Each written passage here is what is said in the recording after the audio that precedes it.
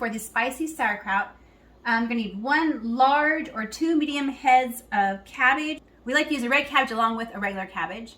Then you're going to need 6 to 8 large carrots, your ginger and garlic, 2 red onions, but I went ahead and made it 3 because since they were smaller onions, crushed red pepper flakes, and then 2 jalapeno peppers. And then also you're going to need some unrefined salt, which we use the Redmond's real salt. Go ahead and get our produce all washed and chopped up and cut up and get it into our bowl. Now make sure you have the outer leaves off and go ahead and have your cabbage rinsed, ready to go. I think I already did that one. Okay. So now we're going to go ahead and core our cabbage, and then we're going to cut them into thin strips.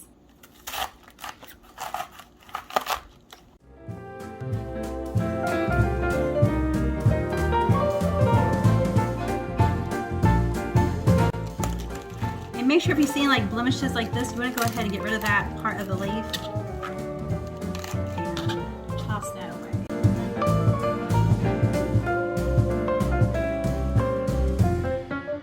Once you have these cut into the thin strips like this, I would go ahead and just give it a good, kind of break it up a little bit.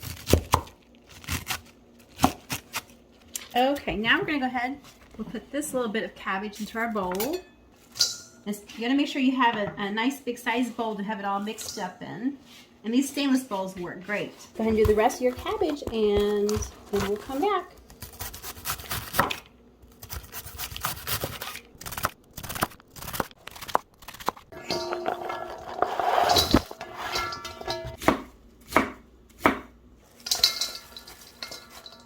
Alright, it looks so pretty, and all we have in there so far is the cabbage.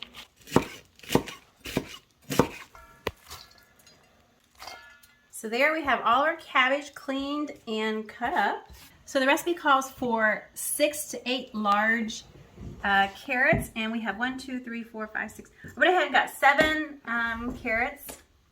And then after you get done peeling them, you're just going to go ahead and slice them into button size pieces.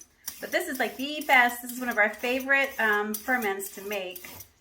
And my husband, Chris, who doesn't even like cabbage, loves this. So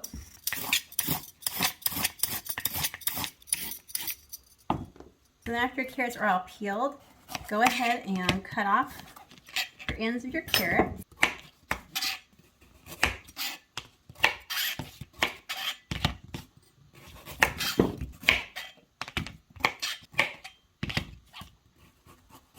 And now you're just going to take your carrots and cut them into like button-sized pieces.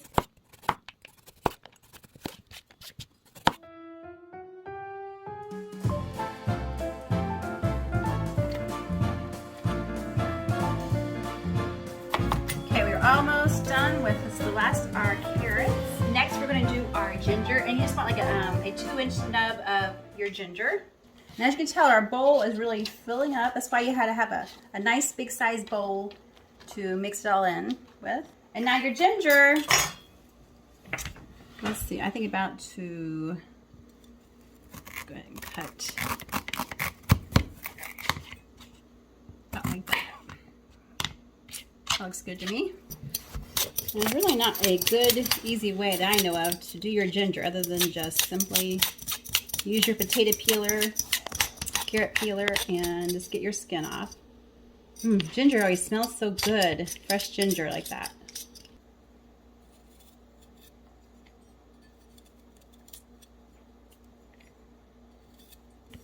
And just go ahead and chop your ginger up. Get it started here. Kind of like you would garlic, and I think that's pretty good. Now, put into our bowl. And we got 6 cloves of our garlic. So 1, 2, 3, 4, 5, 6. You can see the end right there. You want to go ahead and make sure you cut that little part off.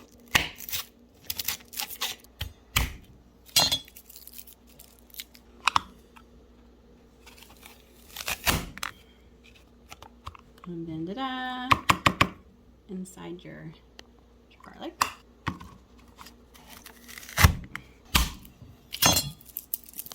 An easier way also you can use to get the skins off the garlic is to put your cloves of garlic into a jar and then just give them a good shake, and then usually all the little skins will be off inside your jar.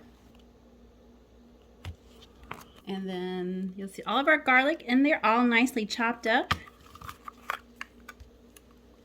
Put it over here.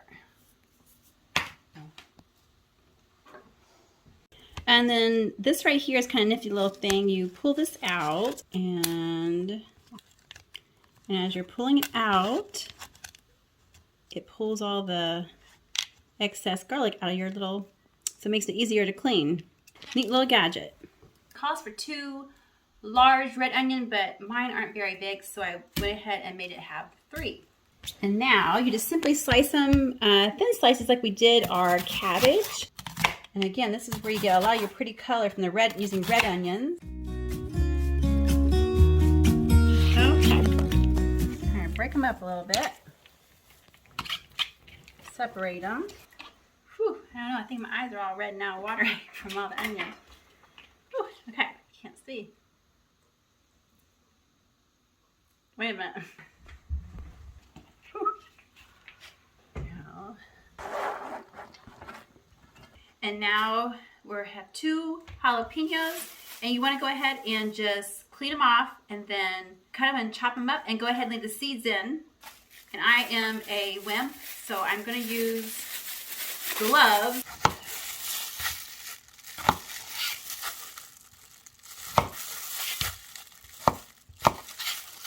Now Chris likes really hot, spicy things. I don't. So it has a little heat to it, but not like you would think it would be, using these jalapenos and also leaving the seeds in.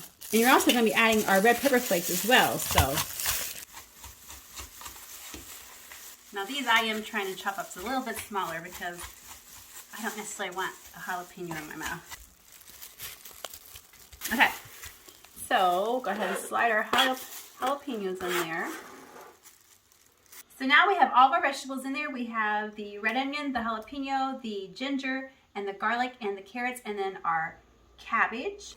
Now you want to add your 1 teaspoon of crushed red pepper flakes, and I'm going to do a half at a time. So there's 1/2. And then, so there's our 1 teaspoon of the crushed red pepper flakes. And then you want to add 3 tablespoons of your unrefined salt. And our salt choice is the Redmond's real salt. This is the salt we use for all of our fermenting and also just regular cooking. And so 3 tablespoons.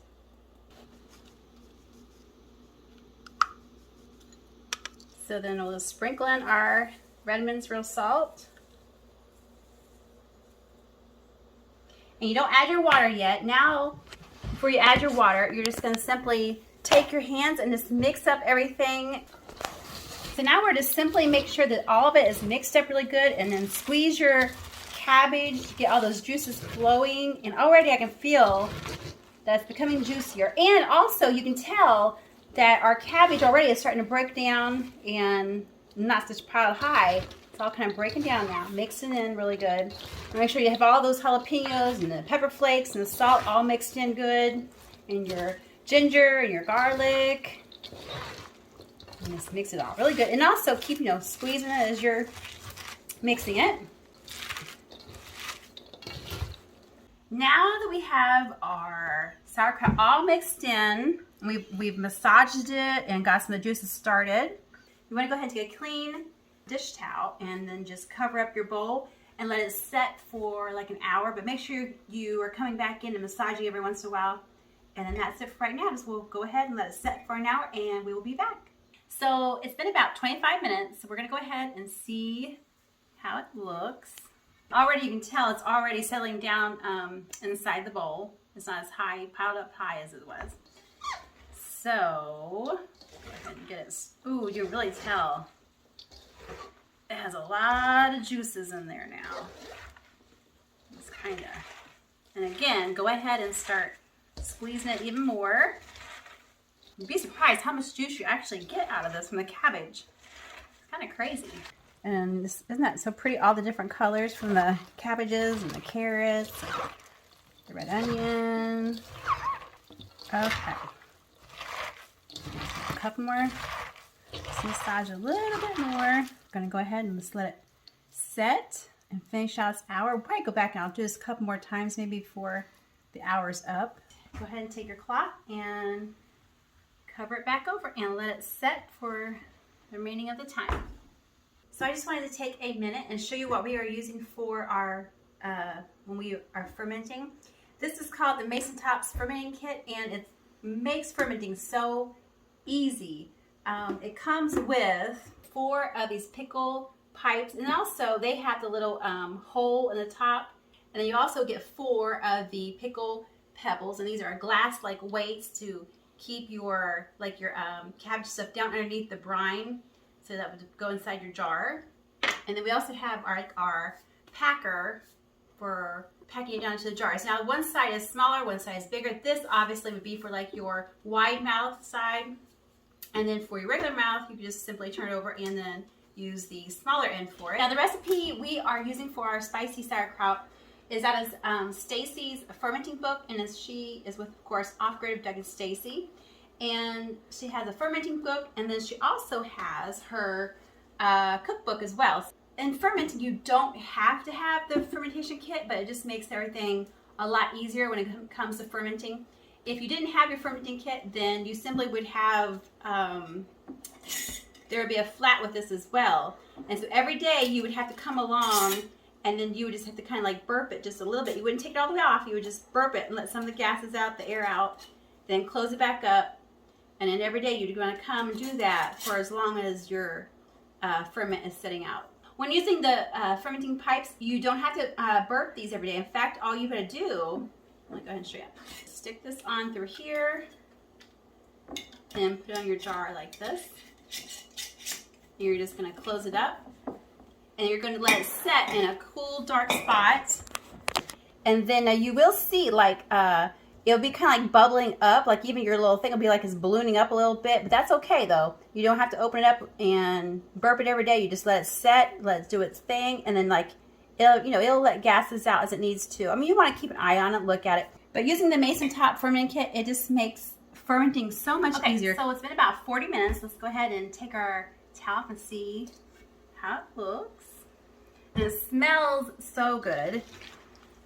I don't know if you can see some of the juices down there or not. To see all the juice, even that juice is already down the bottom already.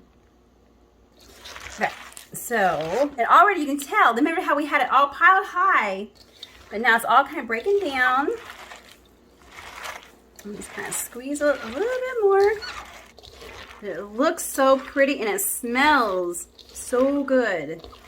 The hardest part about fermenting is having to wait until the process is done. That's the hardest part of fermenting.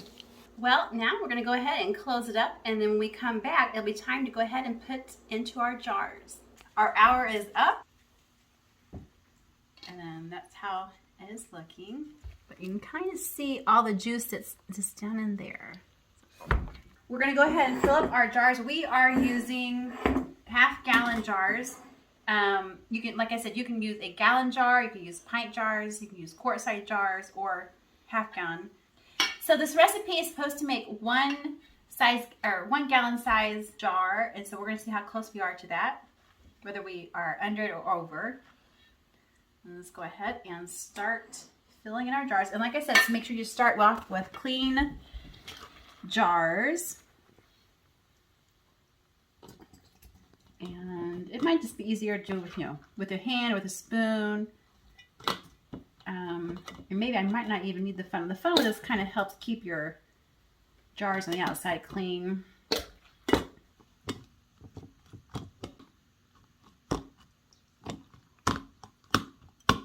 Let's take our funnel off for a minute. And this is where your little pickle packer is going to come in handy. So we are using the wide mouth, so I'm going to use our bigger end of it. And you're simply just going to start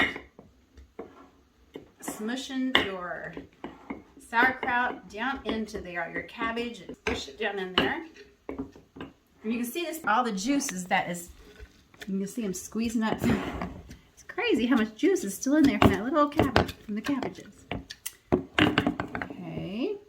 You you can pack quite a bit in there, because once you start smushing it down in there, it really packs it down in the bottom. So your jars are really full. Okay, one more time. You want to leave a 2-inch headspace.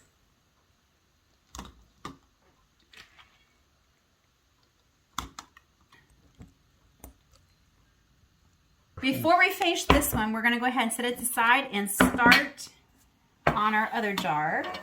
We might maybe get more than a gallon, which is great.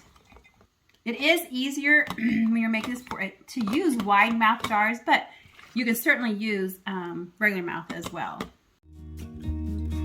I've been feeling so small. Watch the clock ticking off the wall. But tonight I'm letting it go. So we still have a little bit left in our bowl. So I think we're going to go ahead and try and put the rest of this in. This is just a pint-sized regular mouth. And we'll put what we have. You don't want to waste any of it. Of course, now we can switch it over to the smaller size since you are doing a regular mouth. And then smush it in there. Pour a little bit. If you don't have enough juice out of your bowl, you can go ahead and use some filtered water, because you want to remember, just try and leave a 2-inch headspace.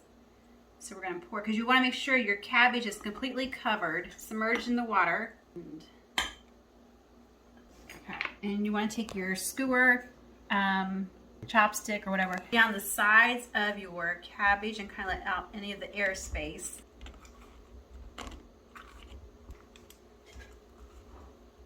Put a little bit more water in there. Done with your fermenting and you've got your lids on. You want to place them somewhere in a cool, dark place. We're going to set ours on just like a baking sheet and the paper towel over top of it, and then you're going to set your jars on there. That way when they do kind of tend to spill over, then they won't go all over your counter. As it sits, it will go ahead and produce more liquid, so there is a chance of it spilling out. We went ahead and we put down our fermenting weight, or our pebble, or a puck, whatever you want to call it, and you can tell that now all of our cabbage is completely submerged underneath our brine, our liquid, and this is what where this comes into handy.